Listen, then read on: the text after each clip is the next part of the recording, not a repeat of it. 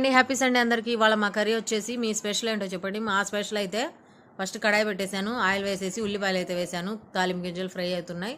కోడిగుడ్డు టమాటా కర్రీ చేస్తున్నా. కొద్దిగా అల్లం వెల్లుల్లి పేస్ట్ అయితే వేసేసాను. ఇంకా సన్న మంట మీద మగ్గనివ్వాలి. వంకాయలు క్యాప్సికమ్ కూడా ఉన్నాయి, ఫ్రిడ్జ్లో అయితే తీసాను, అవి కూడా వేసేసాను. ఎలా ఉంటుందో టేస్ట్ అయితే చూడాలి.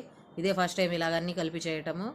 ఇవన్నీ బాగా మగ్గాక ఉప్పు పసుపు అయితే వేసేసి సన్న మంట మీద మగ్గనివ్వాలి. మగ్గేశాక పచ్చిమిరకాయలు మిక్సీ పట్టేశాను. పచ్చిమిరకాయలతోనే చేస్తున్నా ఈ కర్రీ అయితే, ఒట్టి కారం అస్సలు వేయట్లేదు. ఓన్లీ పచ్చిమిరకాయలతో ఏదన్నా కర్రీ చేసుకోండి, చాలా టేస్ట్గా ఉంటుంది. ఒకసారి ట్రై చేయండి మీరు కూడా. టమాటాలు కట్ చేసి పెట్టాను, ఇంకా అది మగ్గాక టమాటాలు అయితే వేసేసాను. టమాటాలు బాగా మగ్గాక కొద్దిగా వాటర్ అయితే మనకు సరిపడా వాటర్ వేసి బాగా ఉడకబెట్టాలి మెత్తగా. అవి ఉడికాక ధనియాల పొడి అయితే వేయాలి. ధనియాల పొడి వేసేసి అవి కొద్దిసేపు మగ్గాక ఫస్టే మనం ఉడకబెట్టి ఒలుచుకున్న కోడిగుడ్లు అయితే వేసేయాలి. వేసేసి సన్న మంట మీద మగ్గనిచ్చి స్టవ్ అయితే కట్టేయాలి. ఎంతో టేస్ట్గా ఉండే